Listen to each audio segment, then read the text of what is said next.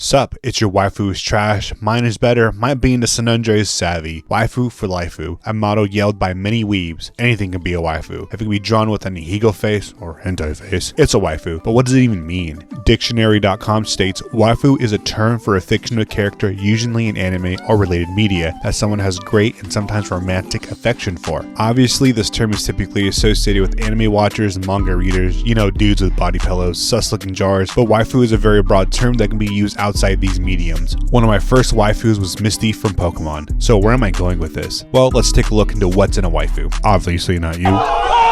No, I'm not going to be deep diving into the history behind waifus or what the definitive waifu is, but more on what makes people rep that character in a similar fashion that someone might wear their favorite quarterback jersey. To be honest, it takes some fucking balls to wear merch of certain characters, or the way the characters are portrayed on said merch, if you know what I mean. There are the typical characters like if you were to see them, you'd be like, ah, tits, or ah, ass. That's why they really like this character. Good example, but don't watch your fan of Heart, Prison School, High School DxD, and even Fairy Tail and Food Wars, but these play more in a fan service where Prison School and DxD are borderline hentai. There is a type of waifu that I will not be talking about for many reasons. She still has the parental controls on her TV in her bedroom. She's too young for you, bro. There are two classic stereotypical waifus. Tsunderes is when a character is depicted with a harsh or mean personality, but gradually becomes friendly over time. Eren from Food Wars, Urza from Fairy Tail, my personal tsundere, Mythra from Xenoblade Chronicles 2, more of husbandos, the guy version of waifus, but Vegeta from Dragon Ball, Jotaro from JoJo. Shit, even Shrek falls into this category. These characters start off mean as fuck or standoffish, but become more lovable and amazing at the end. Next is the yandere, who I don't care for, but a character who becomes violently possessive of a love interest. You know, from Future Diary, that one chick from JoJo's, in more recent times, Toga from My Hero. You ever see the movie Misery? That's a fucking yandere. Not all waifus will fall into these categories, but can. Look up Rule 34 on your favorite character, and you'll understand what I mean.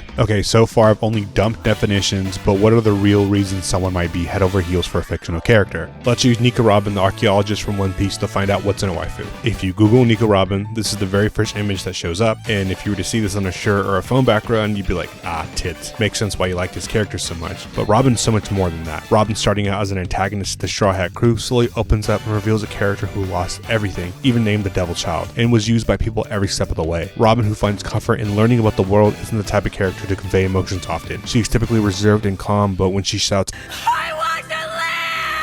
in a rare moment of emotional outburst, Robin becomes a character more relatable than she looks. Being with the Straw Hats finally finds a group to call family and a reason to keep on living. As the audience, we see Robin grow and make this fictional character feel so real. So yeah, I'm gonna rep her on a t-shirt, and to me, that's what makes a waifu. All these have been anime waifus, but let's do an example of a video game one. Literally any of the girls from Overwatch: Diva, Mercy, Sombra, Symmetra, Tifa Lockhart, Muscle Mommy from Final Fantasy VII, who stole my heart. A little off topic, but speaking of Muscle Mommies, My Hero finally showed off Stars and Stripes, #1 hero from the United States, and all I gotta say is, god damn. That I'm proud to be an American.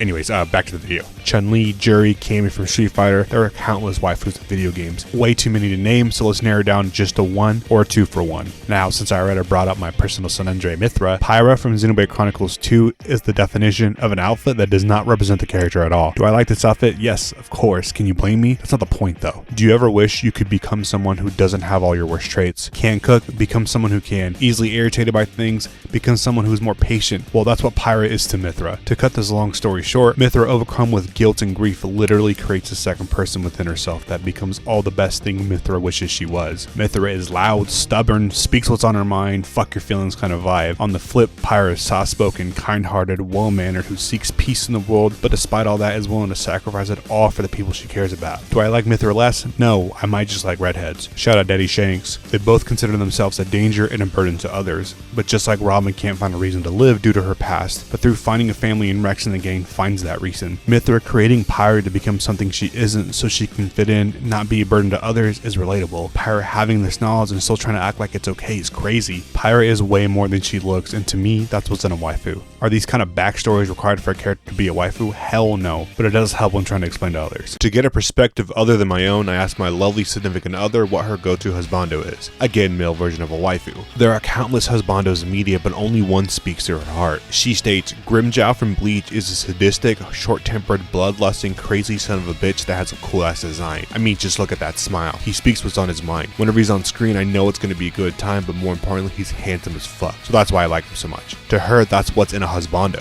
For me, though, that green stepdad for Planet Namek is all I need. Go check out my video, What's the Vibe with Piccolo, for more details. Wait. Holy shit, do I just like characters with tragic stories? Aqua from Kingdom Hearts, shit, tragic story. Aki from Chainsaw Man, oh fuck, another one. Maki from JJK, wait, fuck. Shadow from Sonic Adventures, that too. Maybe this video was a bad idea.